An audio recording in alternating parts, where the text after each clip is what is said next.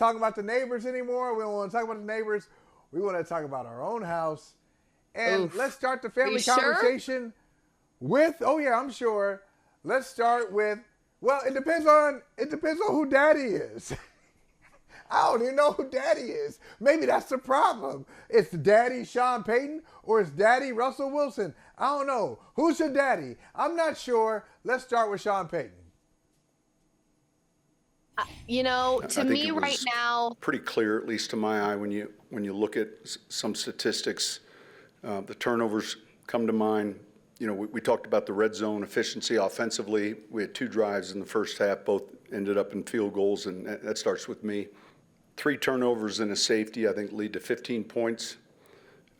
Tough to win a game like that, and I've got to do a better job. It starts with me. We really should and could be 4-1.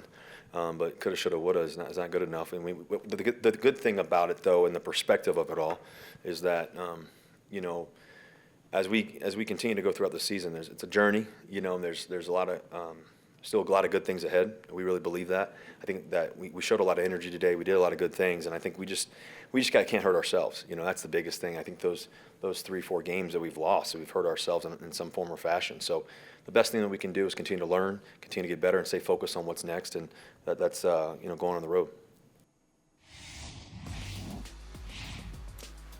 All right, Liv.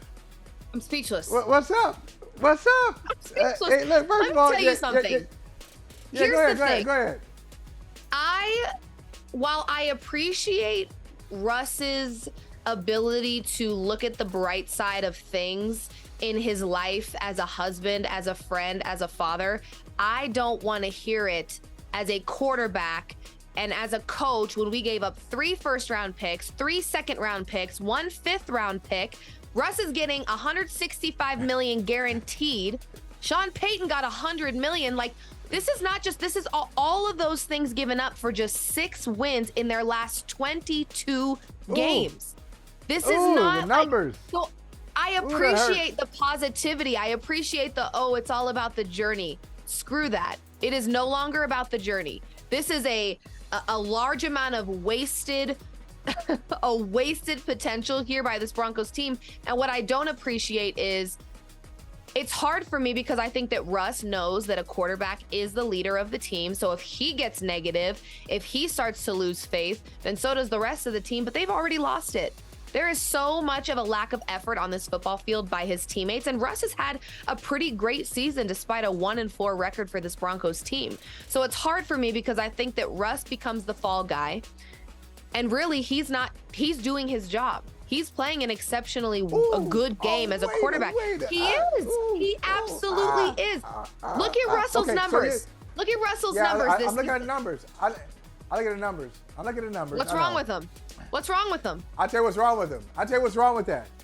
What's wrong with that? That's all cute. That's all so nice. And people do this little thing. Can I tell you some of my pet peeves? I got some pet peeves here today on a Tuesday. So one of my pet peeves, and we do this now. We even did it here, brother from another. We did this. Quarterback A versus quarterback B, and you have a little silhouette, and you don't know who we're talking about.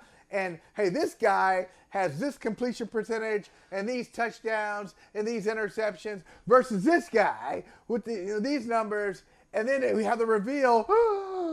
The reveal. One of them is Russell Wilson and one of them is Patrick Mahomes. Okay, here's my problem with that little exercise. I'm a person who believes in quarterback wins and quarterback losses for the most part. Yes, there are always exceptions, but quarterback wins, quarterback losses. Show me what this guy's winning percentage is the last 2 years, and then I'll tell you if I can roll with him. So, sometimes... The only one on the field. He's not the only one on the field. I know. Vance Joseph's defense, a Broncos defense going from the 7th best in the league to letting a Dolphins team put 70 on their head. Russ can't do anything about that. And then you put the pressure on the offense to single-handedly win the game because the defense isn't showing up.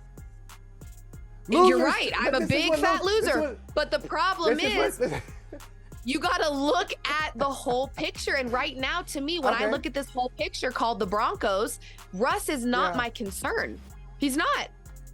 He has Sutton who can't hold on to the ball. He's got Judy who's MIA. He's got a rookie. Marvin Mims has been the best offensive player on the Broncos team, and he's a rookie. Yeah. There's a lack of effort by Russell's receivers. He Liv. lacks playmaking receivers. There's only so much you can do with that. That's the problem. All right, so this is how I learned it. This is how I learned it. And, maybe I need to grow and move beyond this, but I can't. I can't. Because I remember I used to have these two quarterbacks. They faced these two quarterbacks. Sorry, and I'm not calling this guy a loser. Dan Marino, I'm not calling you a loser. However, there were two quarterbacks that I always watched. One of them was Joe Montana, and the other one was Dan Marino. And so it got to the point where Dan Marino had all these numbers, and I didn't know what his numbers were. I didn't know. I couldn't tell you specifics.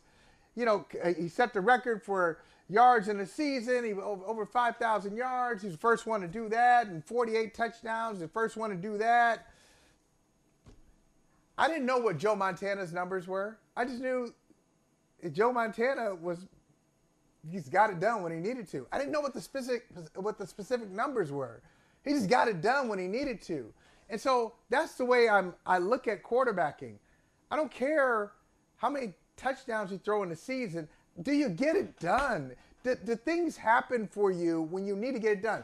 And so you say it's not Russ's fault. Russ can't play defense. I do know this. I was watching. It was 24-21. Russ had the ball. Russ had the ball. Not Vance Joseph. Russ had the ball in his hands, and they had a chance to either tie the score or get a win. What happened? Liv, you take it from here. Don't take my word for it. So Broncos, just to set the scene for those who weren't watching, Broncos down to the Jets, 24-21.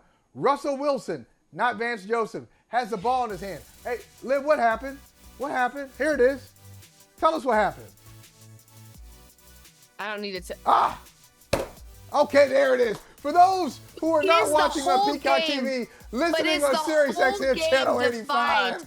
Is the whole game defined by that moment? Is that a good moment yes, for it Russ? is.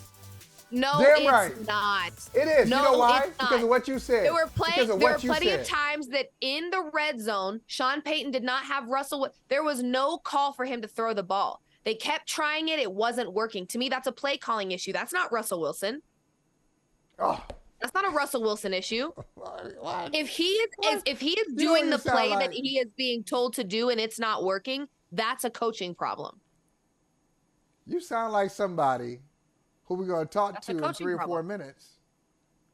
You kind of sound like your best friend. You sound like your best friend where if things don't go exactly the way you want them to go, you're going to make excuses. You're going to make excuses. No, That's an because excuse. let me tell you, there is so And we're many gonna talk to things you- wrong with this Broncos We're going to talk to team, your and I best will friend in tell 3 you, minutes.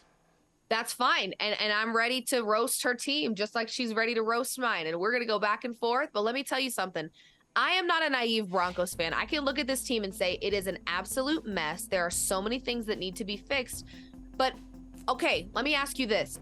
If you take Brock Purdy and you put him on a Panthers team, is he doing the same? Is he winning the same amount of games that he's winning right now? Yes or no? Same amount? No. No, not the same amount. But you Okay, care I'll about answer- winning no. when it comes to quarterbacks. You care about do. winning when it comes to quarterbacks. Right I now, do. Brock Purdy is in a plug-and-play system doing exactly what he's designed to do. He's protecting the ball, he's managing the game, and he is feeding the ball to the best the best roster period in the NFL. O-line, Well, I don't know about defense, that. and offense. I don't If know you about take that that. I don't know same if it's the best quarterback roster then. that is winning games and you put him on the Panthers offense, is he winning games? No.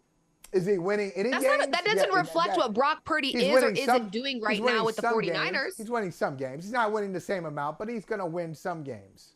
And look, I told you there are some exceptions, but for the most part, as I've said before, if you give me a breakdown of the quarterback winning percentage, I'm not going to find a lot of.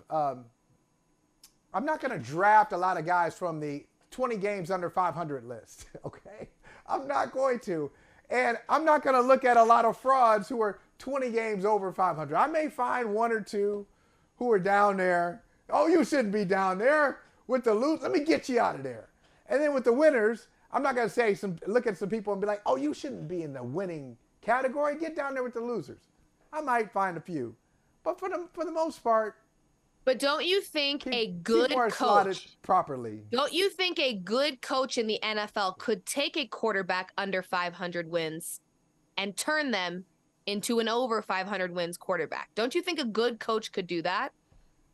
That's a great question, Liv. Depends on the coach, depends on the quarterback. But it sounds like to me, and you've answered my question, I think, when you blame, because we like to blame. We got to blame. Let's embrace the job that we do. Let's embrace it.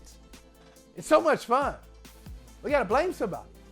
Mm-hmm. Sounds like you're blaming more Peyton than Russ. Is Correct. that accurate? Yes. Okay. All right. I am. Because guess what? You may not be a perfect coach, that's fine, but shame on you for bringing Vance Joseph to this Broncos team. That just basically compounded the fact that you did not come in here making smart decisions. Because that was Wasn't horrible. his first choice or second choice. Hey, listen, Horrible. we know what he tried to do. He wanted Vic Fangio.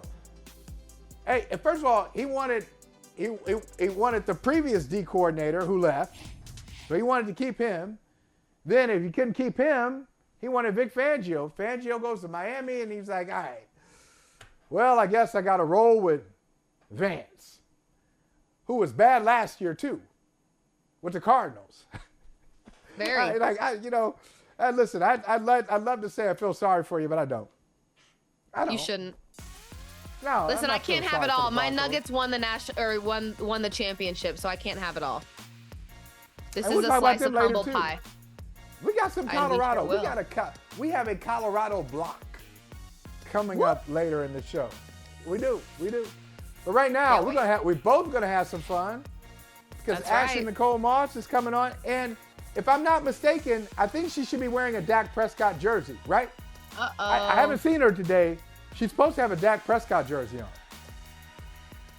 Hey, thank you for watching Brother from Another. If you haven't hit that subscribe button, go ahead and do that now. Don't forget you can catch us 3 to 4 weekdays on PeacockTV.com and on Sirius XM Channel 85.